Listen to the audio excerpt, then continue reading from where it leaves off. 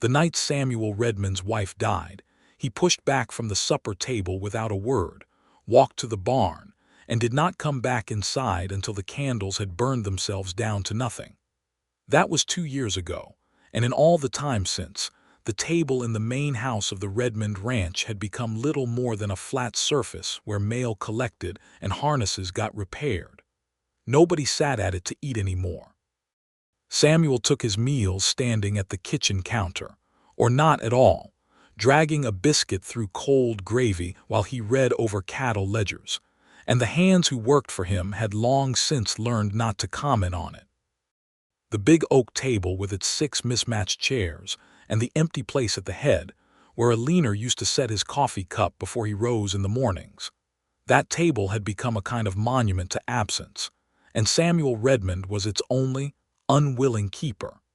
It was the autumn of 1882 in the panhandle country of Texas, where the sky ran so wide and flat that a man could stand in his own front yard and watch weather forming 3 counties away. The land was hard and honest, and it demanded everything a person had to give, and Samuel had given it everything he possessed since the age of 22, when he'd ridden out from Tennessee with $40, a horse named Copper, and the absolute conviction that the West was where his life would take shape. He was 36 now. He had 400 acres of good grass, a herd of 260 cattle, a reputation as a fair and capable rancher, 3 men who worked steady for him year-round, and a grief he carried so quietly that most people in the nearby town of Harlan Creek had simply stopped noticing it, the way you eventually stop noticing a scar on someone's face. His foreman, a lean and practical man named Tomas Reyes, had taken to handling the day-to-day business with the efficiency of someone who had decided that his employer was not going to manage himself, and therefore somebody else had better. Tomas was 34, with quick dark eyes and a way of saying difficult things plainly without any ornamentation. He had ridden for Samuel for 6 years, had been there the morning they'd brought a leaner back from the creek where she'd been thrown from her horse, and he had watched the light go out in Samuel's face on that day and had not seen it fully return since. It was Tomas who had first spoken of Rebecca Langley. He had brought it up the way he brought up everything inconvenient over coffee before sunrise, when Samuel was too tired to argue effectively. He'd set a piece of paper on the counter beside Samuel's cup without ceremony and said, "There's a woman in Abilene looking to come west as a housekeeper. She's got experience, and she's got references, and the agency says she's reliable." Samuel had looked at the paper without touching it. "I don't need a housekeeper. You ate cornmeal mush 3 mornings running because there's nothing else in the house. That's not a reason to bring a stranger onto the property." Tomas had picked up his own cup and looked out the window at the dark horizon where the first thin line of pink was beginning to separate the earth from the sky. "It's not about the cooking," he said simply. "The house is falling apart because nobody's paying attention to it, and you're not going to. That's not a criticism. It's just true." Samuel had not responded, but he had not thrown the paper away either, and Tomas had found that to be sufficient. The letter that went to Abilene was short and practical, and said nothing whatsoever about grief or silence or 2 years of suppers eaten standing over a counter. It said there was work available for a capable woman, that the pay was fair, that the ranch was 3 miles from Harlan Creek, and that the position was available immediately. He'd written his name at the bottom and sent it before he could change his mind, and then he had spent the following 2 weeks convincing himself it was only a business arrangement, and that a housekeeper was simply a practical matter for a working ranch. Rebecca Langley arrived on a Thursday morning in October when the cottonwoods along the creek had gone gold, and the air smelled of dried grass and distant rain. She came on the stage from Abilene to Harlan Creek, and from there was brought out to the ranch by the driver of the mercantile wagon, who deposited her and her 2 bags at the end of the long dirt drive with the efficiency of a man who had somewhere else to be. She stood at the end of that drive with her bags beside her feet and looked up at the house and the outbuildings and the wide sweep of grass running to the tree line, and she took a slow, measured breath of it all, the way a person does when they are trying to decide whether they can make a life in a place they have never seen before. She was 28 years old, with dark auburn hair that she kept pinned up under a practical hat, brown eyes that were sharp and warm in equal measure, and a way of holding herself that suggested she had learned not to occupy more space than was necessary, though this was something she was in the process of unlearning. She had been a housekeeper before, in Abilene, for a dry goods merchant and his wife, and before that she had helped her mother run the family boarding house in Missouri until her parents died within a season of each other, and the boarding house was sold to pay the debts they'd left behind. She had come to Abilene with little and built something modest and stable, and when that position ended, the merchant's wife had grown too ill to remain in the West, and the family had packed for the East. Rebecca had been left again with little, but the sense that she was capable of more than the circumstances around her had yet permitted. She was looking at the Redmond ranch with that exact sense when Samuel came around the corner of the barn. He was carrying a rope coiled over one shoulder and had clearly not expected anyone to be standing at the end of his drive, because he stopped walking in a way that suggested he'd forgotten he had sent for her. He was a tall man, broad through the shoulders, with a face that had been weathered by years of open country sun into something angular and spare. His hair was dark with threads of early gray at the temples, and his eyes were the particular blue of water over slate, very clear and very far away. He looked at her for a moment and then at the bags beside her feet, and something moved across his expression that she could not quite read. "Miss Langley," he said. It was not a question. "That's right," she said. "And you'd be Mr. Redmond." "Yes." He came toward her and picked up the larger of her two bags without asking. "Come in, I'll show you the house." She picked up her other bag and followed him up the drive, taking in the details of the property as she walked: the well-built fence lines, the solid construction of the barn, the garden bed along the south side of the house that had clearly been laid out with care at some point in the past, but was now overgrown with 2 seasons of neglect. She noticed the way the front porch steps had started to pull away from the planking, and the way the curtains in the front windows were sun-faded nearly to white. These were the details of a place that had once been tended with love, and had since been tended only with function. She had seen that before, in the boarding house after her father died and her mother had stopped caring about anything above the practical minimum. She recognized it the way you recognize a language you learned young and have not spoken in a long time. Inside, the house was clean enough but stark. The kitchen was functional, a good iron stove, solid work tables, adequate pantry space. But the main room had the feeling of a place where all the softness had been removed, whether by time or by intention. There was a fireplace along the north wall and a worn settee and 2 chairs arranged around a low table, and there were bookshelves with books that looked as though they had been read and not replaced, and then there was the oak table. 6 chairs, standing in the afternoon light from the east window as though it had been waiting for something, patient and immovable. Rebecca set her bag down and looked at the table for a moment. "That's the dining table," Samuel said, and he said it in the tone of someone stating a fact they would prefer not to be questioned about. "I can see that," she said, and she let it rest there. He showed her the room she would have at the back of the house, off the kitchen, small but good, with a window that faced the creek, and a solid bed and a washstand and a hook on the back of the door. She thanked him plainly. He told her the pantry was low and gave her a list of what was needed from town, told her where she'd find the garden keys and the linen chest, and explained that the 3 ranch hands, Tomas, and 2 younger men named Pete and Darnell, took their meals in the bunkhouse, and she was not responsible for their cooking unless she chose to be.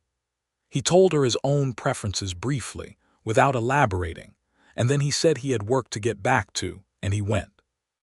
Rebecca stood in the kitchen alone and listened to the sound of him walking back across the yard, and then she rolled up her sleeves and looked around at everything that needed doing and began. The first week was a process of careful calibration. She was not a woman who made herself at home by forcing familiarity, and she could see clearly that Samuel Redmond was a man who would require a particular kind of patience. Not the passive, waiting kind, but the active kind that required paying attention and knowing when to move and when to be still. She cleaned the house thoroughly, working room by room, and she restocked the pantry and began cooking proper meals that she left on the counter in the evenings when Samuel came in from the range, because she had quickly understood that he would not sit at the table, and she had not yet decided what she was going to do about that. On the third day, she found Aline's garden and spent the better part of an afternoon clearing it. She did not know it had been Aline's garden specifically, not yet, but she could tell it had been someone's garden, someone who had planned it with intention. The way the herbs were placed near the kitchen side, the way the roses had been trained along the fence, the way there was a small smooth stone at the corner that might have been decorative or might have been a marker for something. She cleared the dead growth and turned the soil and did not say anything to Samuel about it. He noticed. She saw it in the way his eyes went to the south side of the house the next morning when he came out of the barn, and in the way he stood very still for a moment before he continued on with his day. He did not mention it, neither did she. Tomas Reyes introduced himself on her second morning, appearing at the kitchen door with his hat in his hands and a manner of respectful directness that she appreciated immediately. He told her his name and his role on the ranch, and then he said, "Thank you for coming." He needed somebody. He needed a housekeeper, she said, testing the boundary. Tomas looked at her with those quick dark eyes and smiled once briefly. "If that's what makes it easier to be here, then yes, ma'am, a housekeeper." She liked him from that moment. Pete and Darnell were younger. Pete was 22, and Darnell was 25, and they treated her with the slightly awkward courtesy of young men who had been raised to respect women, but had not been around them enough to be entirely comfortable. They left their boots at the bunkhouse door when they came to the main house and always thanked her for anything she offered them.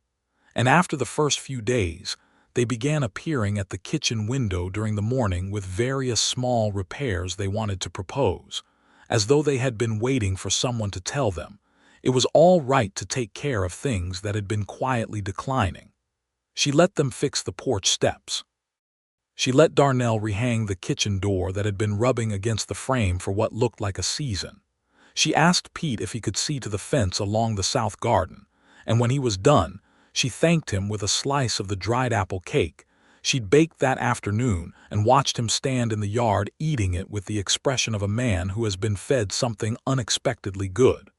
But the one she watched most carefully was Samuel. He was not cold.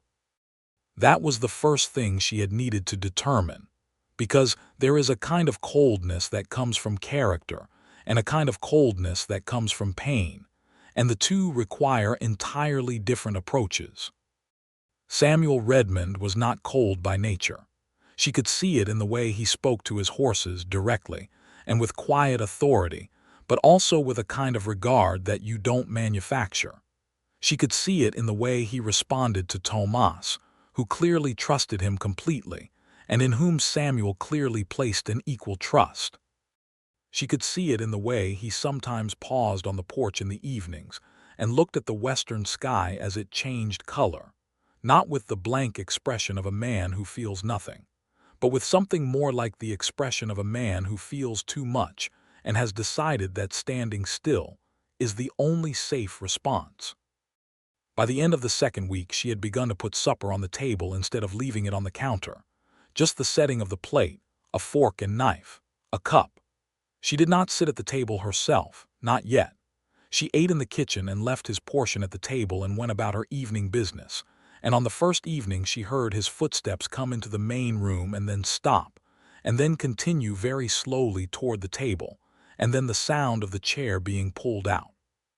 She did not say anything.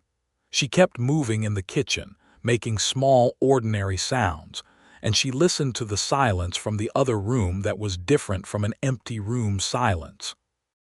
It was the silence of a person sitting somewhere they had not sat in a long time.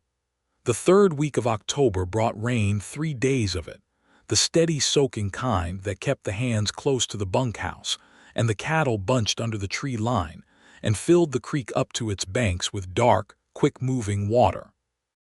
On the second day of the rain, Samuel came in from the barn at midday and found Rebecca standing at the kitchen window watching the creek rise, and she had, without thinking, said, "It's beautiful when it runs like that. The way it changes color." He stood behind her and looked at the creek, and after a moment he said, "My wife liked to watch it after rain." It was the first time he had mentioned a leaner in Rebecca's presence, and she felt the weight of it move through the room like a change in air pressure. She did not turn around. She said, "She had good taste." A long pause. "Yes," Samuel said, "she did." He went to the counter and poured himself coffee, and Rebecca moved away from the window and began cutting bread, and neither of them said anything else for a while, but the quality of the silence between them had changed in some small but significant way. Something that had been sealed had opened, only slightly, only at one edge, but it had opened. Redmond had died in the spring of 1880 when her horse had shied at a rattlesnake along the creek bank and thrown her. She had struck her head on a rock and had not regained consciousness. She had been 31 years old and had been Samuel's wife for 7 years, and she had been, by every account Rebecca had gathered from Tomas, and from the general tenor of the community in Harlan Creek, a woman of great warmth and considerable humor, who had kept this house and this man in a state of mutual good health, and whose absence had been felt by nearly everyone who had known her. Samuel had not grieved openly. He had buried her on the rise above the south pasture under a cedar tree that she had loved, and then he had gotten back on his horse and ridden to check the fences. People had come with food and condolences, and he had received them with courtesy and without any display of feeling, and when they left he had continued working. He had not stopped working since. The grief had gone somewhere internal and had stayed there, and the table had stopped being set, and the grace had stopped being said, and the life of the house had contracted around him like a slow tide going out. Rebecca had not learned all of this at once. It came to her in pieces, the way knowledge about another person always does when you are paying close enough attention.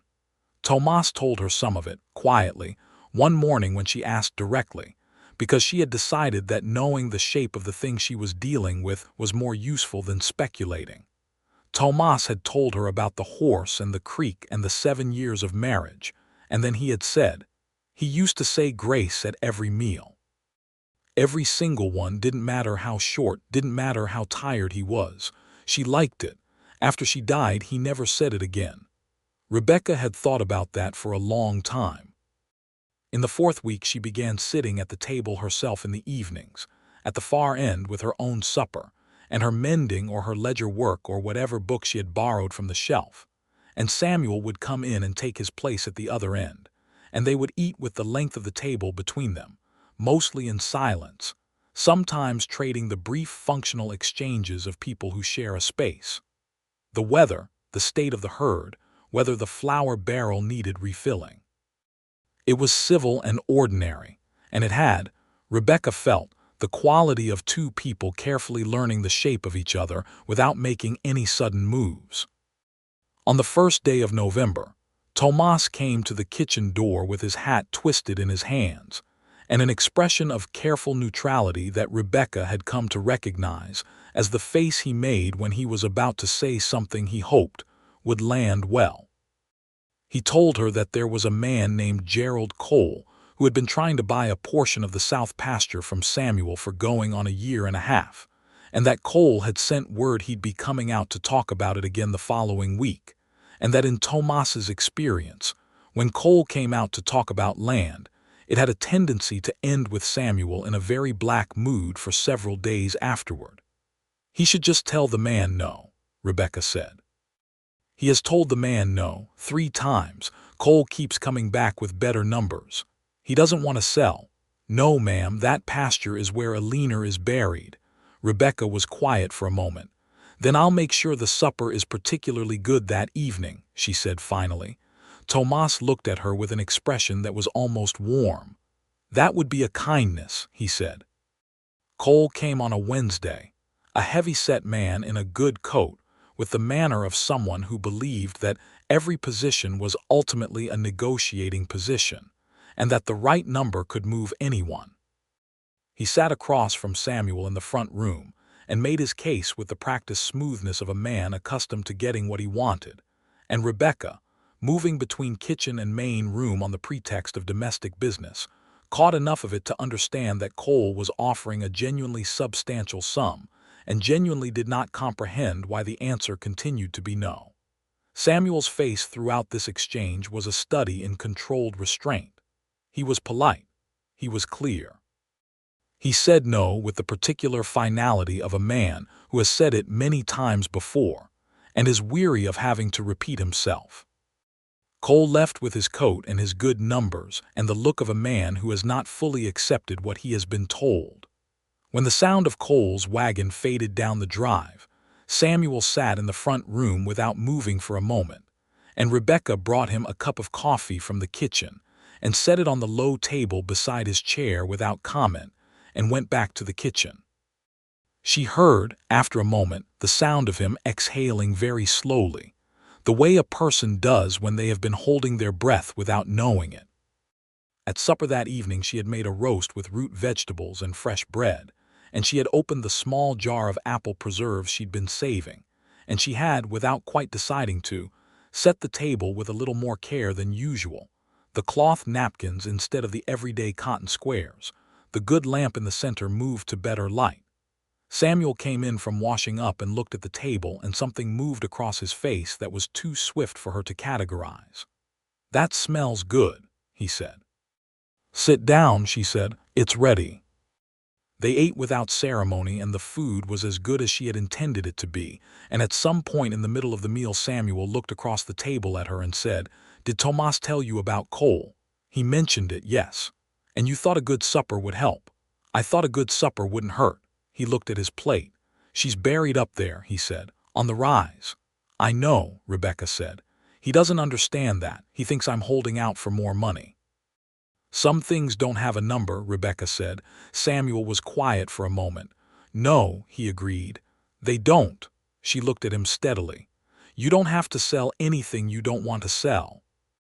"Not to him or anyone. I know that. Sometimes it helps to hear it." He looked at her, then really looked at her, the way he had not quite done before, as though the angle had shifted and he was seeing something he'd only glimpsed at the edge of his vision previously. His expression was not soft, but it was open in a way it had not been, and Rebecca felt something shift in the space between them, a small but real adjustment in the landscape of the room. "Thank you," he said, "for supper." "You're welcome," she said. It snowed in the second week of November, light at first, then heavier overnight, and Rebecca woke to a white world and the sound of wind moving under the eaves. She built the kitchen fire back up and set water to heat and was cutting biscuit dough when Samuel appeared, and she noticed he was moving more carefully than usual, favoring his left side. "What did you do to yourself?" she asked. "Nothing. Horse came down wrong while we were cutting cattle. I caught myself on the fence." "Let me see." "It's fine." "You're listing like a ship," she said. "Let me see." He looked at her with the expression of a man who wants to argue and is calculating whether it is worth the effort, and apparently decided it was not, because he pulled back his coat and untucked his shirt far enough for her to see the bruising along his left side, which was considerable. "Sit down," she said. Tomas has the ranch," she said. "Sit down." He sat. She cleaned and bound the bruising with the efficiency of someone who had dealt with the physical consequences of physical work before, and Samuel sat through it in silence, though she could feel the tension in him, partly pain and partly the particular discomfort of a man who has spent 2 years not allowing anyone to take care of him, and is not entirely sure what to do with it now. "You should rest today," she said when she was done. "I've rested enough." "You haven't rested at all in 2 years from what I can see," she said, and she said it without heat but directly, and she felt him go very still. She looked up at him. His face was very closer than it usually was because she had been leaning in to work, and now the distance between them was only a foot or so, and she could see the exact color of his eyes, which were not a single blue but many, slate and sky and something pale and cool at the center. That's he started. True, she said simply, and she stepped back and gave him room, and he exhaled through his nose and looked at the far wall.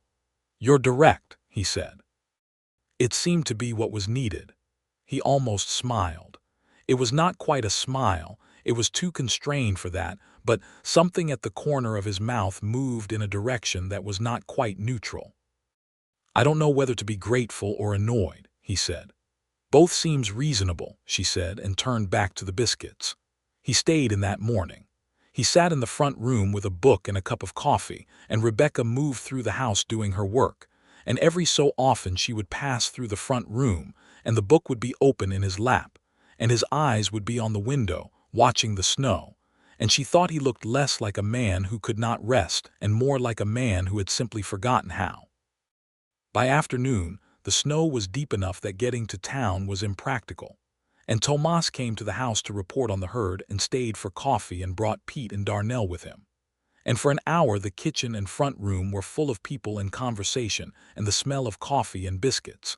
And Rebecca stood at the kitchen door and watched Samuel in the front room, leaning forward in his chair with his coffee cup, talking to Tomas about the South herd and the condition of the hay supply for the winter. And she noticed that he was lighter, not transformed. She was not naive about the pace at which grief moves, but lighter. The set of his shoulders was different. The line around his mouth was not drawn so tight. She told herself it was the rest, and the warmth, and the company. She told herself it had nothing to do with the fact that she had been thinking about the angle of his jaw and the particular quality of his attention for going on 3 days now. She was not entirely convinced by her own argument. December came in cold and brilliant, the sky so clear and deep it looked like something you could fall into, and the days established a rhythm that felt, increasingly, like something Rebecca did not want to leave. She rose before dawn and built the fires and had coffee ready and biscuits or cornbread on the griddle, and Samuel came in from the morning rounds with cold in his coat and color in his face, and sat at the kitchen table, not the dining table, not yet, but the small work table in the kitchen where she took her own mornings, and drank his coffee and talked to her about what needed doing. Not reports exactly, but conversation, real conversation, with back and forth, with questions and answers and the occasional exchange that had no function except that it was enjoyable. He asked her one morning about Missouri, about the boarding house, about her parents. He asked with a carefulness that told her he understood this was territory she might not want entered, and she appreciated the care even as she chose to let him in. She told him about her mother's cooking and her father's habit of reading aloud at supper, about the particular quality of Missouri mornings in summer when the whole world seemed to be made of green and gold, and about the long quiet autumn after they were gone when she had closed the doors of the boarding house for the last time and stood in the empty front room and understood that she was starting over from nothing. Samuel listened the way he did everything, with his full attention, unhurried, without interruption. When she was done he said, "That's a lot to carry alone." "Everyone carries something," she said. "That's true," he said. "Doesn't make any particular thing lighter." She looked at him. "No," she agreed, "but it helps to know you're not the only one carrying."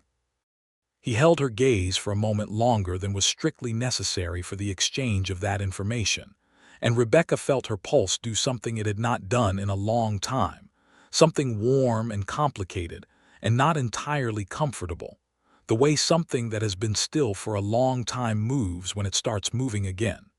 She looked away first and picked up her coffee cup. The Saturday before Christmas, Harlan Creek held its winter social at the church hall, a tradition that apparently predated the town itself, or so said Darnell, who had grown up in this county and attended every year of his life. Rebecca had heard about it from the woman at the dry goods store in town, a cheerful and well-informed woman named Martha Griggs, who seemed to function as the social center of gravity for the entire community, and who had told Rebecca with considerable warmth that everyone came and there was music and dancing and a great deal of food, and that it would be very good to see Mr. Redmond out. Rebecca had mentioned it to Samuel with studied casualness at breakfast that Wednesday, saying only that there was a social at the church on Saturday if he had a mind to go, and that she thought she might attend herself, as she had met very few people in the community and it seemed a good time to remedy that. He had been quiet for a moment. "I haven't been to one of those in a while," he said. "I gathered," she said. "You don't have to go." "I didn't say I didn't want to go." She had looked at him. He was looking at his coffee cup with an expression that was calculating something internal. "Tomas would come," he said finally, "and Pete and Darnell." "Of course," she said. "All right," he said. "We'll go." The Saturday evening was cold and clear, the kind of night where stars come out so thick the sky looks crowded with them, and the church hall was warm and lit with lanterns and smelled of pine boughs and baked goods, and the particular brand of human celebration that has no equivalent in any more solitary experience. Rebecca had worn her good dark blue dress with the white collar and had done her hair up carefully, and she noticed, without making anything of it, that Samuel had shaved that evening and was wearing his good coat, and that he looked, in the lantern light of the church hall doorway, like a man who had decided to try.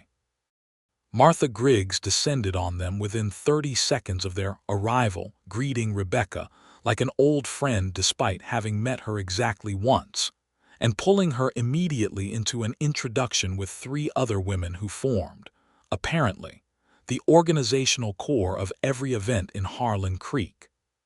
Samuel was claimed simultaneously by a group of ranchers who clearly knew him and seemed genuinely pleased to see him, and for an hour or so they were in the same room but on different trajectories, crossing occasionally in that social way of people who came together and are not uncomfortable being apart. Rebecca watched him, when she had the opportunity, across the width of the room. She watched him laugh once, a real laugh, at something the man beside him said, and the change it made in his face was startling. He looked younger. He looked like someone who had not forgotten how to do this, but had simply put it away very carefully against the possibility of needing it later. The music started, a fiddle and a guitar, and someone on a squeeze box who played with the cheerful abandon of a person who had learned the instrument themselves and was not troubled by perfection. People took to the middle of the hall, and Rebecca found herself dancing with a friendly widower named Arthur who was 70 if he was a day, and danced with the energetic disregard for tempo of a man who was having too good a time to bother keeping it. After Arthur there was Pete, who danced with the concentrated effort of someone who had been practicing for this specific opportunity and was determined to execute properly. And then there was Tomas, who danced with a calm economy of motion that was very like how he did everything else.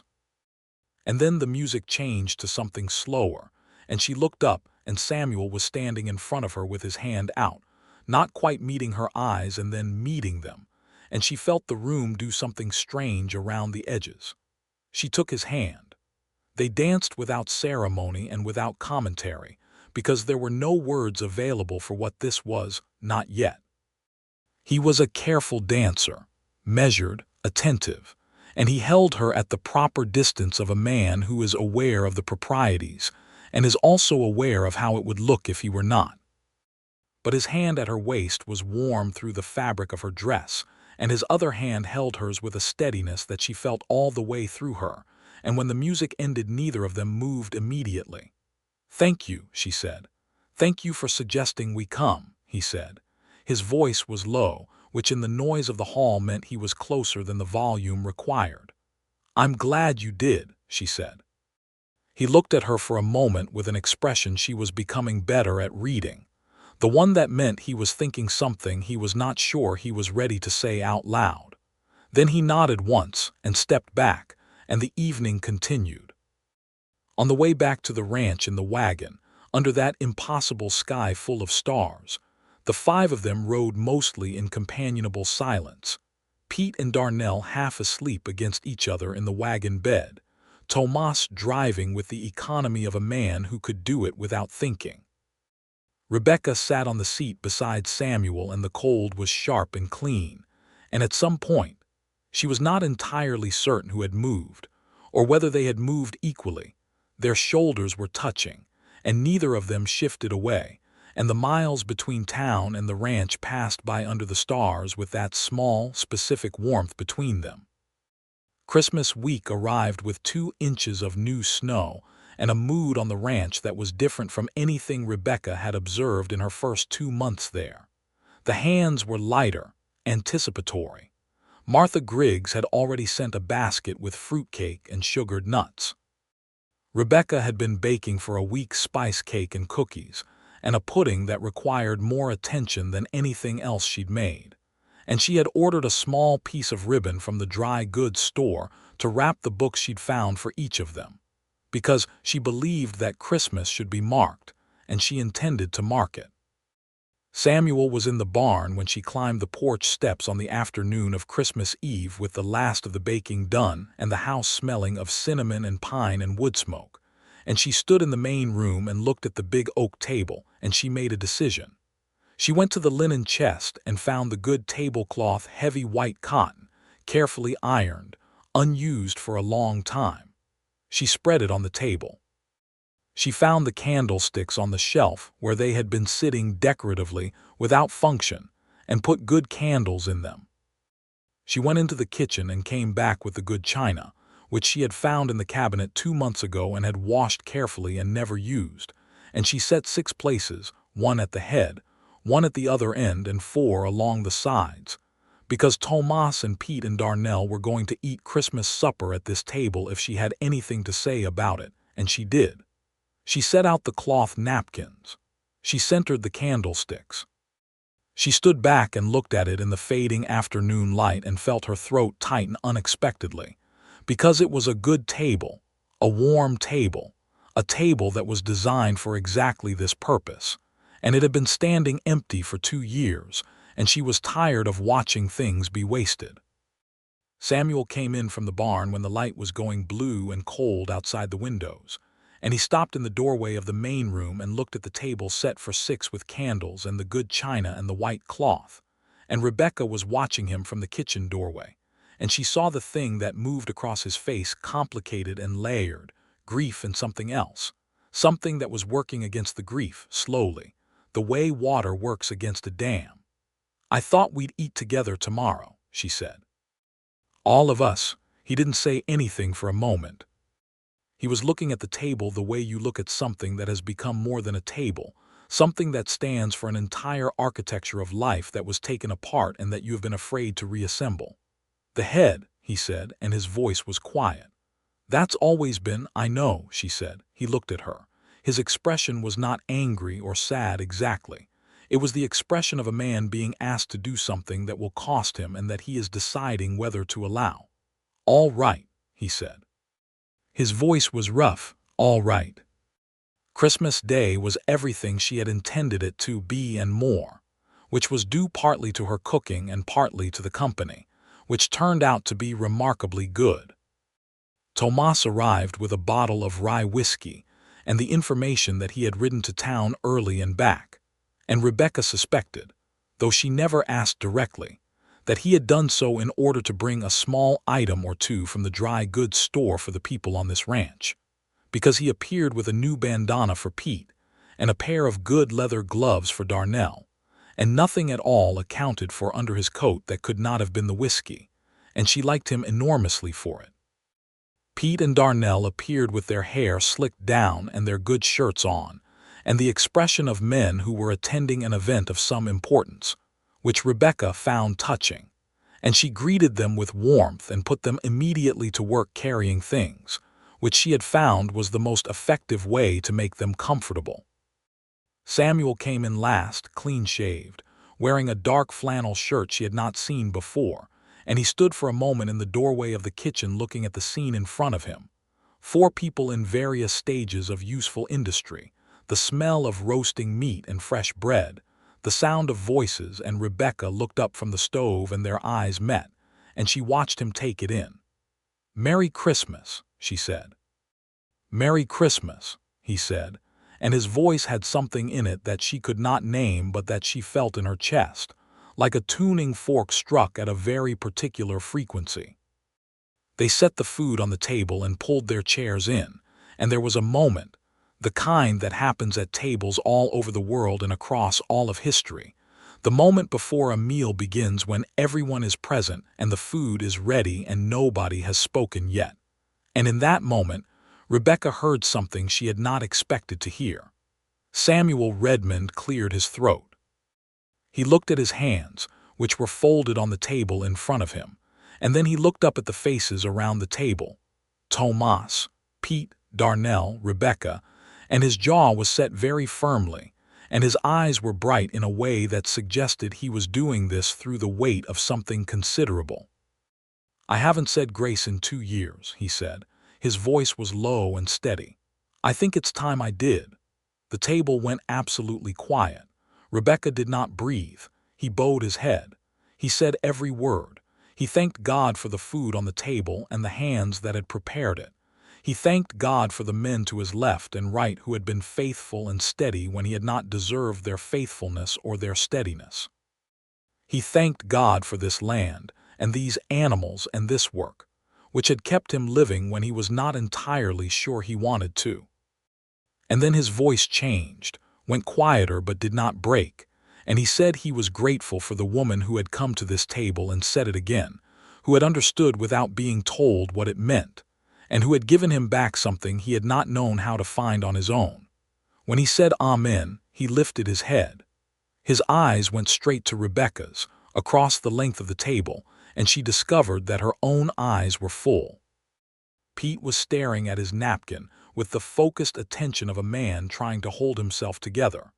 Darnell was looking at the ceiling. Tomas was looking at Samuel with an expression that was quiet and satisfied and complete, the expression of a man who has been waiting 2 years for a particular moment and has just seen it arrive. "Let's eat," Tomas said. And they did. The week between Christmas and the New Year of 1883 had a particular quality that Rebecca would think about for the rest of her life, a quality she might have described, if she were pressed to put language to it, as suspension. Not the uncertain suspension of things unresolved, but the suspension of a moment of great significance that is still playing itself out, like the long ringing note after a bell has been struck. Samuel spoke more. That was the most visible change. Not dramatically, not with the outpouring of a man who has uncorked himself suddenly, but in the gradual, consistent way of someone who has remembered that speaking to another person is something they were capable of and that they found valuable. He talked to her over morning coffee about the plans for the spring, about expanding the herd, about a stretch of fencing on the east property line that needed significant attention. He told her a story about the winter of 1878, when a blizzard had kept them all inside for 9 days, and Tomas had taught himself to cook out of sheer boredom with results that had been both ambitious and disastrous. He asked her what she thought about the planting for the kitchen garden in the spring, and listened carefully to her answer. He asked her to walk with him one afternoon to the south pasture, and she understood when they arrived at the rise above the fence line that she was being taken to a leaner's grave. The cedar tree was heavy with winter cold, its branches dark against the pale sky, and the stone at the foot of it was a good solid piece of local limestone with her name and dates cut into it with care. Rebecca stood beside Samuel a little behind him, giving him the space of it, and after a moment he said, "She would have liked you." "I hope so," Rebecca said. She liked people who said what they meant and did what they said. He paused. "She would have been relieved, I think. She worried about me being alone." "You're not alone," Rebecca said. He turned and looked at her, and in the cold, clear air of the December hillside, with the cedar behind him and the sky very wide and pale above, his expression was one of the most unguarded things she had ever seen from him. It was tender and frightened and hopeful and uncertain, all at once, the expression of a man standing at the edge of something he has not allowed himself to want. "Rebecca," he said. "I know," she said gently. "I know." He reached out and took her gloved hand in his, and they stood on the hillside in the cold together, looking at the grave of the woman he had loved and lost. And Rebecca held his hand and did not say anything else because there was nothing else to say that silence could not say better. They walked back to the house hand in hand, and Tomas saw them coming across the yard from the barn doorway and turned away with the quiet discretion of a man who knew how to be invisible when it was called for. The new year began. The work of winter continued, feeding the herd through the cold months, maintaining the structures, planning for spring. But the ranch had a different feeling now, the kind of feeling that a place gets when the people in it are no longer only surviving but are beginning, carefully, to live again. Samuel brought Rebecca a book from town, a novel she had mentioned once, in passing, as something she'd read in Missouri and loved. He handed it to her one evening after supper without preamble, saying only, "Griggs had it in the store." She looked at it and then at him and said, "Thank you, Samuel," and she meant it in more dimensions than the book, and he understood that, and something crossed between them in that moment that was clear as water. He kissed her for the first time in early February, standing on the porch in the cold evening air after a day that had been in equal measure difficult and good. A difficult morning moving cattle in miserable cold and wind, and then a good afternoon that had been warm enough to sit on the porch and drink coffee in the late sun, and a good supper, and a long conversation that had moved, as their conversations increasingly did, from the practical into the personal with ease and without announcement. They were standing at the porch railing, looking at the evening sky, and he had turned to say something to her and found her already looking at him, and the words he'd intended to say apparently left him. And after a moment that expanded to contain everything they had been building towards since October, he leaned in and kissed her with a gentleness that was not timidity but care, and Rebecca kissed him back with her whole heart, which had been waiting a good while for exactly this. When they pulled back, they were both a little undone by it, she thought, a little more themselves than they had been a moment ago, stripped of the careful calibration they had both been practicing, standing in the winter air with everything suddenly more present and immediate. "I should tell you," he said, his voice rough. "I should tell you that I don't know how to do this quickly. What's left of me is worth having, I think, but I'm not going to rush at it." "I'm not asking you to," she said. "I'm still here, aren't I?" He looked at her with those slate blue eyes. "Yes," he said, "you are." "Then take all the time you need," she said. "I'm not going anywhere," he exhaled. "Good," he said. "That's good." She smiled at him, and after a moment, slowly, the corner of his mouth moved in that direction it sometimes moved, and then a little further, and for the second time in her experience of him, Samuel Redmond smiled, a real smile, full-faced, with warmth in it, and she felt the whole cold evening grow lighter. Spring came to the Redmond ranch the way it comes to the panhandle, with wind and drama, and then suddenly, in the course of a single warm week, green appearing everywhere at once, the grass coming up pale and thick, and the cottonwoods leafing out, and the creek running high and clear, and everything smelling of new growth and possibility. Rebecca turned the kitchen garden with Pete's help, and Samuel spent a week on the east fencing that had needed attention, and the new calves began arriving, and the work expanded to fill every hour of the day in the full and satisfying way of a ranch in spring, which leaves no time for things like uncertainty or brooding, but plenty of time for doing things that matter alongside people you have chosen. They were not secretive about what was between them, but they were private, in the way that serious things are private, not hidden, but not performed. Tomas knew, and Pete and Darnell knew, and the people in town who paid attention knew, and Martha Griggs had apparently known since December if her particular brand of knowing smile was any evidence. Nobody objected, because nobody who knew Samuel could object to the change in him, and nobody who had spent any time with Rebecca Langley could find a thing in her to object to. One evening in April, when the last of the day's work was done and supper was finished and the dishes were cleared, Samuel sat down in the chair by the fireplace and said, without looking up from his hands, "I've been thinking about something I want to say to you, and I keep talking myself out of it because I'm not certain of the right words." Rebecca set down the mending she'd picked up. Then just use the ones you have, she said. He looked up. I want you to stay, he said. Not in the capacity you came here in. I want you to stay as my wife, if you'll have me. I know I'm not easy, and I know I've asked a lot of patience of you, and I know what you came here knowing, which is that I was a man with a grief in him, and maybe you didn't bargain for what that would look like up close. He stopped, started again. But I love you, I do. I love you and I want you beside me, and I want this to be your home because you've already made it feel more like one than it has in 2 years. And he ran out of words, and he made a gesture with his hands that was more eloquent than most speeches. Rebecca looked at him for a long moment. She had known this was coming, in the way that you know a thing before it arrives when you have been paying attention. She had thought about what she would feel when it did, and she had thought about Alina, about the cedar tree on the rise, about what it meant to step into a life that had been shaped around someone else's presence. She had thought about all of it, and what she had arrived at was this. Love is not a finite resource that gets depleted by previous use. Samuel Redmond's capacity to love had not been used up by Alina. It had been demonstrated by her, and the proof of it was why Rebecca was sitting in this room. Yes, she said. Samuel, yes. He crossed the room in 3 steps and took her hands and pulled her up from the chair, and held her face in both his hands and looked at her for a moment before he kissed her. And when he did, it was nothing like careful or measured. It was the kiss of a man who has been holding something back for a long time and has finally been given permission to stop.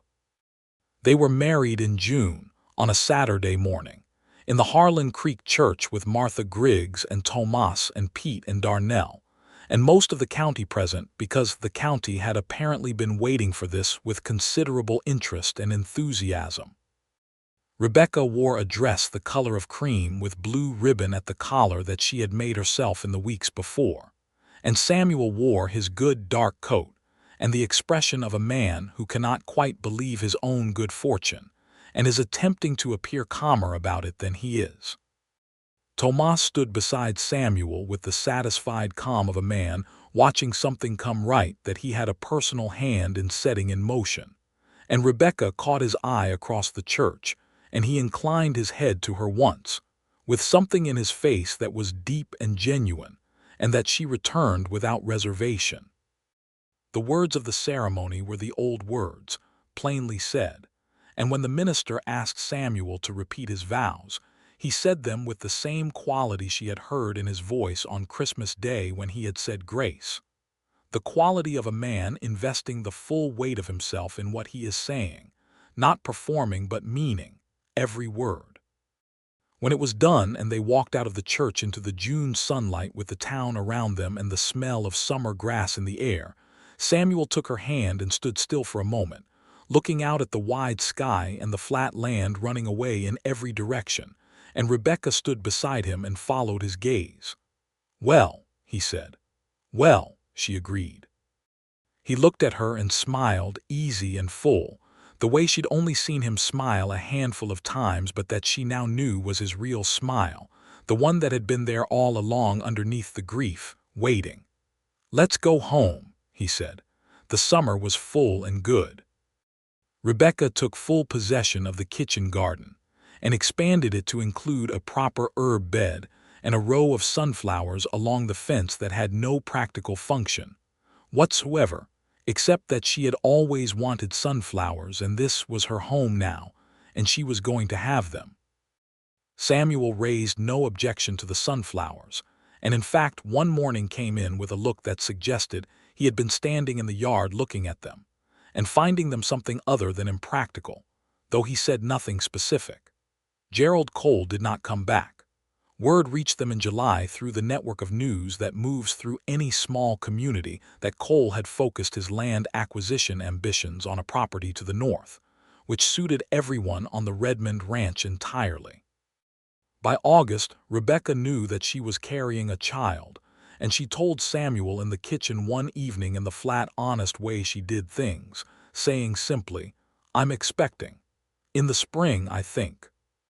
Samuel had been at the counter and he turned, and the expression on his face went through several things in rapid succession: surprise, and then something that was very much joy, and then a shadow of something that was not grief exactly but was adjacent to it.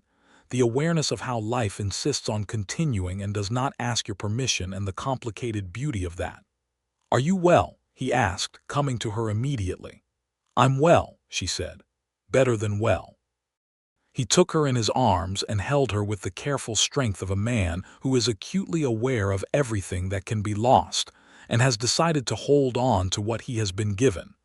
"A baby," he said, into her hair. "In the spring," she said. He was quiet for a long time. "Then she'd have been happy, Alina, about this." "I hope so," Rebecca said. "She would have been," he said, with the certainty of a man who had known that woman well. "She always wanted children. We were waiting for the right time." He stopped. "There's no right time, there's only time." "No," Rebecca said gently, "there isn't." He held her for a while longer, and the kitchen was warm around them, and the evening light was coming in through the window over the sink. And outside, the sunflowers were standing tall and gold in the last of the day. And something that had been quietly building since October of the previous year was now fully, solidly, irrevocably present. Autumn came again and found the ranch in better order than it had been in years.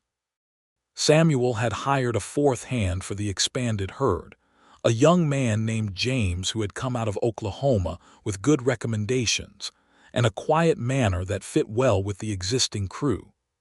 And the south pasture had been replanted with the winter grass variety that Tomas had been advocating for, and the east fencing was repaired and sound. The house had curtains now that were not sun-faded, and the garden had been put to bed for winter with the herbs dried and hanging in the kitchen, and the oak table was set for every supper. Every supper. Grace was said at every one of them.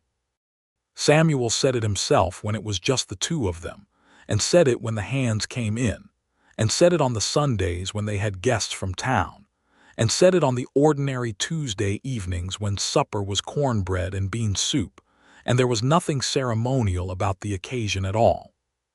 He said it the way he said his vows, with the full weight of what he meant, and Rebecca listened to it every time with the same feeling she had felt the first time, at Christmas, watching his bowed head and the hands folded on the table and the faces of the men around them. The grace was not long. It was never flowery. It was the grace of a man who has been to the edge of something and has come back, and is not confused about what he is grateful for. In October, a year after Rebecca had arrived at the ranch with 2 bags and stood at the end of the drive, deciding whether this was a place she could build a life, she and Samuel sat on the porch in the evening with the cottonwoods gold along the creek again, and the smell of dried grass and distant rain in the air.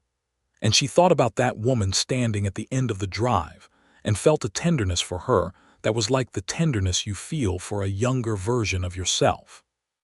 "Tell me what you were thinking," Samuel said, "when you came up that drive the first time." She smiled. "I was thinking that the garden needed work." He laughed, the full laugh, easy now, one she heard regularly. "That was the first thing. The fence along the south side needed attention. The porch steps were separating. The curtains were all right," he said, smiling. "You were cataloging." "I was deciding," she said. "Deciding what?" "Whether it was a place that could be made into a home."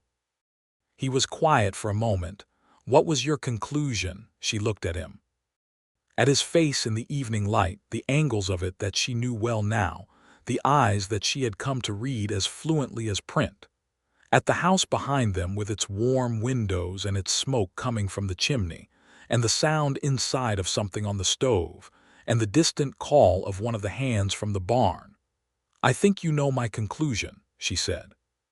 He reached over and took her hand, and they sat together on the porch as the evening deepened and the stars came out, one by one, brilliant and thick, the way they come out over the panhandle when the sky is clear, unstoppable, filling in every space, until the whole vast dark is full of light.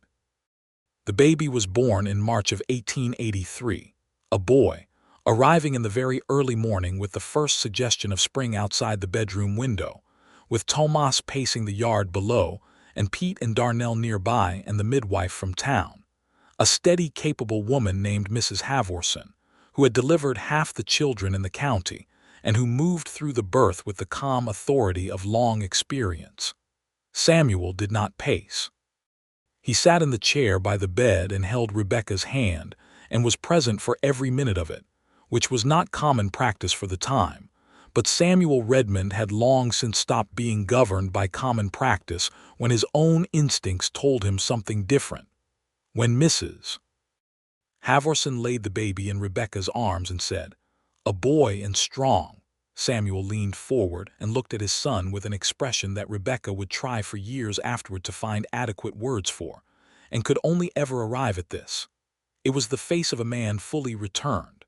Not returned to what he had been, that man was gone, and the grief had done its work on him, and what remained was different, denser, more forgiving of the world's impermanence, but returned to the living. Fully and without reservation in the room, "Henry," he said, without hesitation.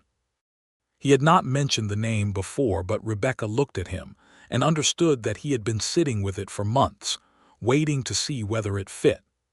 "Henry," she said, and the baby turned his head toward the sound of her voice and made the small, emphatic sound of someone with strong opinions about the world he has just arrived in. Tomas came up from the yard when Mrs. Havorson let him in and stood at the foot of the bed with his hat held to his chest and looked at the baby and then at Samuel and said, "Well done." And it was unclear whether he meant the baby or the man or both, which was perhaps the point. The spring of 1884 was the second year of Grace at the table and the second year of Henry, who had grown from the strong newborn into a crawling, then walking, then running presence on the ranch who regarded everything within reach as his personal province. He had Samuel's blue eyes and Rebecca's dark auburn in the particular russet shade that came from mixing those two things, and he had opinions about horses already, which Tomas said was appropriate and inevitable. The table was full most evenings. It had, over the months, expanded its usual occupants. James had taken to eating in the main house a few times a week, and there were regular Sunday suppers with neighbors and friends from town, and Martha Griggs came out once a month with whatever news the town had generated, which was always considerable. The table that had stood as a monument to absence was now the center of a life being actively lived, and the candles got lit at it most evenings, and the cloth was washed and pressed on Saturdays, and Henry eventually learned to sit in his own chair at it, and did so with the gravity of someone who understood that sitting at this table was a significant matter. In the summer of 1885, Rebecca discovered she was expecting again, and told Samuel with the same plain directness as before, and he responded with the same immediate warmth, and this time there was nothing complicated in it, or rather, the complication had been metabolized into something that made the joy fuller rather than less. They had been to Alina's grave together since, several times on her birthday in the spring and on the anniversary in May, and sometimes with no occasion at all, just the two of them on the rise above the pasture in the afternoon, standing under the cedar, being present to the fact that life includes the people who are no longer in it, and that this is not a contradiction but simply the truth of things. The second child was a girl. She arrived in the cold of February with all of Henry's conviction about the world and considerably more volume, and they named her Clara, which had been Rebecca's mother's name, and Clara Redmond made her presence felt on the ranch from the first week of her life, with an authority that had the hands stepping carefully around her cradle, as though she might already have opinions they needed to respect. Henry adapted to his sister with initial suspicion that rapidly converted to a fierce, proprietary affection. He was 2 years old and small, and he stood beside her cradle with his arms crossed, and the expression of someone who has appointed himself sole security detail for an important charge. Samuel watched this from the kitchen doorway one morning and called Rebecca in with a gesture, and they stood together watching their son stand guard over their daughter with all 2 years of his considerable seriousness. And Samuel put his arm around Rebecca's shoulder, and she leaned into him, and the winter light came through the window and lay across the floor, and there was nothing lacking in that room. The Gerald Cole situation resolved itself fully and permanently in 1886, when Cole sold his own land and left the county for California, which information reached Samuel one morning at breakfast via Tomas, with the delivery of a man who has been waiting to say something pleasant and is enjoying the timing. Samuel received it with a nod and a mutter that covered what was clearly relief, and went back to his eggs, and Rebecca met Tomas's eyes over Samuel's head, and they shared a brief, satisfied smile. The ranch continued to grow. The herd passed 300 animals, then 400, and the fencing and pasture management that Tomas advocated with steady patience paid dividends in the quality of the cattle that went to market in the fall. They hired James permanently and brought on 2 more hands, and in 1887 Samuel built an addition to the house, 2 new rooms on the east side, which Henry immediately claimed as his territory and Clara as hers, and which made the house feel like what it was, a structure that had expanded to accommodate a life larger than what it had originally been asked to hold. The community of Harlan Creek continued to develop around them through those years, as the railroad came through in 1886, and the town grew with the commerce that followed, and new families arrived, and the social landscape thickened into something more complex and more interesting. Rebecca became one of the organizing forces of the town's social life, inevitably, because she had Martha Griggs as a mentor and her own instinct for building community, and because the ranch house became a natural gathering point. The Sunday suppers became, over time, something the county depended on with the comfortable certainty you reserve for things that have always been there, and that you cannot imagine not being there. Tomas, in 1887, married a woman named Esperanza who had come to the county with her brother's family from down near San Antonio, and Samuel gave him a plot of land at the east edge of the property to build a house on, which Tomas accepted without ceremony, and with the dignity of a man receiving something that has been earned and that he intends to honor. Esperanza was warm and capable, and wise in the particular way of women who have survived difficult things, and she and Rebecca found each other quickly and completely, and became the kind of friends who can say important things to each other without preamble. On a Sunday in December of 1887, the table in the main house was set for 12 Samuel and Rebecca and Henry and Clara at their usual places, and Tomas and Esperanza and their new baby, and Pete and James and Darnell, and Martha Griggs and her nephew who was visiting from the east, and who had never been west of the Mississippi, and was looking at everything around him with the fascinated disorientation of a man who has stumbled into a story he did not know was happening. The table had been extended with a board that Samuel had built for exactly this purpose, and the cloth was the good one, and there were candles, and the smell of the meal Rebecca and Esperanza had been cooking since mid-morning was something that a man who had been west of the Mississippi all his life and eaten many meals might still identify as one of the best he had ever smelled. Samuel sat at the head of the table and looked at the faces down its length, his wife at the other end, bright-eyed and flushed from cooking, with Clara in the chair beside her attempting to fold her napkin into something she had apparently decided was a bird, Henry next to his sister, already reaching for the bread, Tomas watching his own small daughter in Esperanza's arms with the expression of a man who has been remade by something small and fundamental. Pete and Darnell and James talking across each other with the easy comfort of men who have worked together for years. Martha Griggs relating something to her nephew that was making him laugh with surprise. Esperanza singing something. Quiet to the baby that got lost in the general pleasant noise.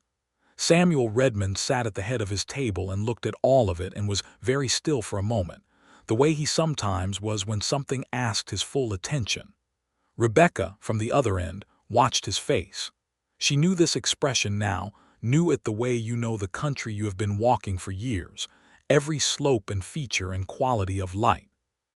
It was the expression of a man who has been somewhere very dark and has come a very long way from it, and who understands this with his full self and is, in this moment, simply present to it. He caught her looking. He held her gaze the length of the table, through the candle flames and the noise and the faces of everyone between them, and what passed between them in that look needed nothing added to it. He bowed his head. He said grace. He thanked God for the food and the hands that had made it. He thanked God for the men and women around this table, for their faithfulness and their presence. He thanked God for the 2 children at this table who made the world simultaneously more terrifying and more necessary. He thanked God for the land and the work, and the particular quality of this December, light coming through the windows of this house. His voice was steady and warm, and it had in it all the years between that silent table of 1880 and this full one now, all the distance traveled, all the cost of it, and all the extraordinary ordinary abundance of what had been built on the other side of grief by people who chose to keep going. He thanked God for the woman who had come to the end of his drive with 2 bags and looked at everything that needed doing and had begun. He said Amen, and everyone at the table said it after him, and Clara said it a beat late in the solemn voice of a 3-year-old conducting important business, and Henry leaned over and told her she was supposed to wait until the end, and Clara told him she did wait until the end.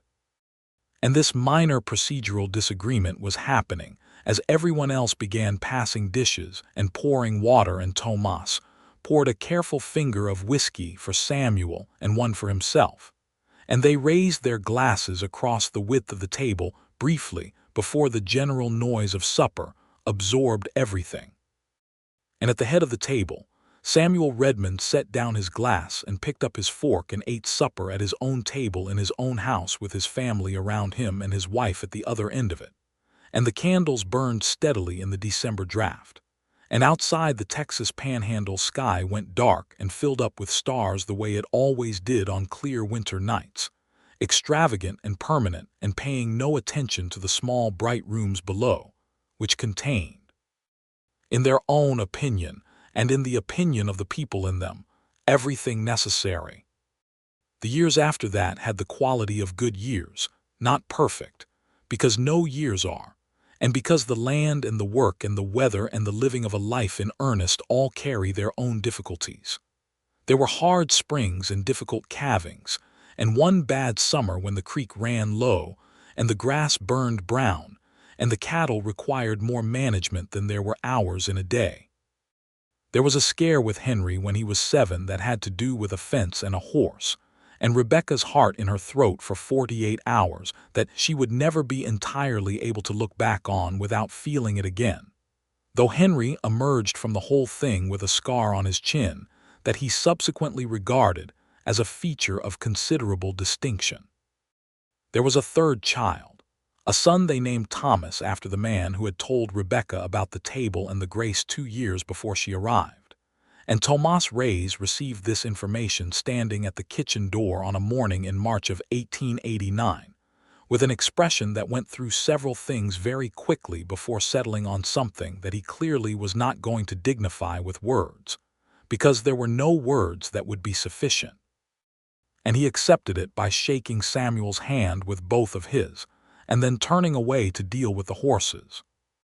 Young Thomas grew up to be, in temperament, a precise mixture of his parents, Rebecca's directness and Samuel's steadiness, and the combination produced a child who by age 4 was conducting negotiations between Henry and Clara with a matter-of-fact efficiency that Tomas Reyes found deeply familiar and deeply amusing. Rebecca's garden grew every year.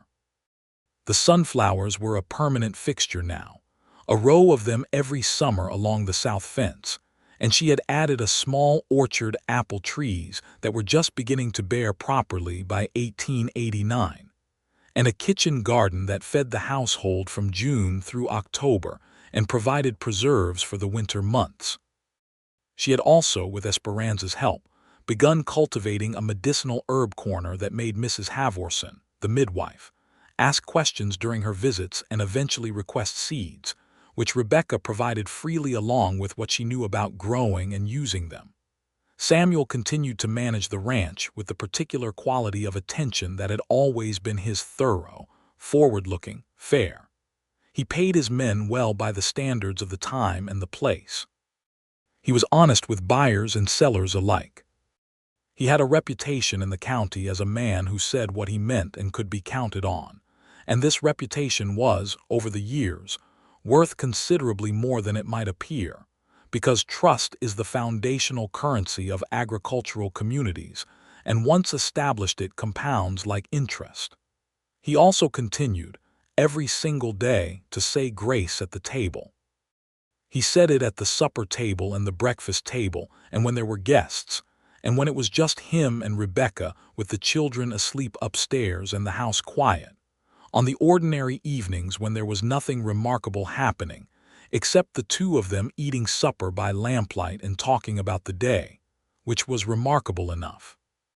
In the spring of 1891, when the apple trees were bearing well and young Thomas was learning to ride, and Clara had developed the beginnings of what would become a lifelong passion for reading, and Henry was 9, and already riding out with his father on shorter trips, Samuel and Rebecca sat on the porch one evening as the sun went down over the flat western horizon in the particular way of panhandle sunsets, which are not subtle, and Rebecca said, "Do you remember what this porch looked like when I first came here?" Samuel considered. The steps were coming apart, and the curtains were white. They'd faded completely. "I hadn't noticed," he said. "I know," she said, without judgment. He was quiet. "I was not in a good place," he said. "No," she agreed, "you weren't. And you looked at all of that and decided to stay anyway." "I looked at all of that and decided it was worth working on," she said. "There's a difference." He turned to look at her. 9 years of marriage, and the lines at the corners of his eyes were deeper and his temples were solidly gray now, and he was 45 years old, and he was, in her opinion, the most beautiful thing she had ever looked at, which she did not say aloud because she knew it would embarrass him, but which she showed him in enough other ways that he was not, she believed, unaware of it. "Thank you," he said. "You've said that to me before," she said. "It will bear repeating." She reached over and took his hand. The evening was warm, the kind of April evening that makes everything that came before it forgettable in the best possible way. The cold winter and the mud, and the exhaustion of early calving.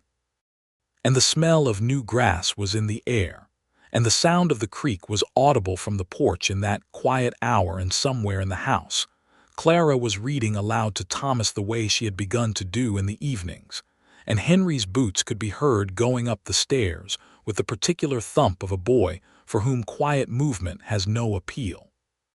"I'm happy," Samuel said, as though he had arrived at a conclusion that surprised him slightly, though he had been living in that conclusion for years, as though it was still, in some fundamental way, a thing he wanted to say out loud and confirm. "So am I," Rebecca said.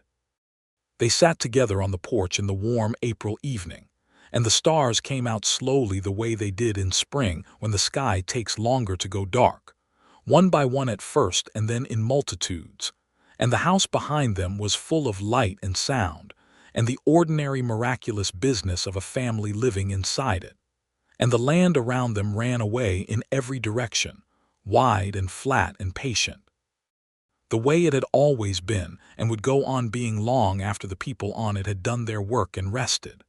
Samuel Redmond, who had not said grace for 2 years, said it every day for the rest of his long and full life. He said it with conviction, and he said it with gratitude, and he said it with the particular quality of a man who knows exactly what he is grateful for, because he can measure it against what it felt like to be without it, and the measurement is staggering. He said it at a full table in a warm house in the wide country of the Texas Panhandle, with Rebecca Langley Redmond at the other end of the table, and their children's voices in the rooms, and the smell of good cooking and the sound of wind in the cottonwoods along the creek. And he meant every word, every single one.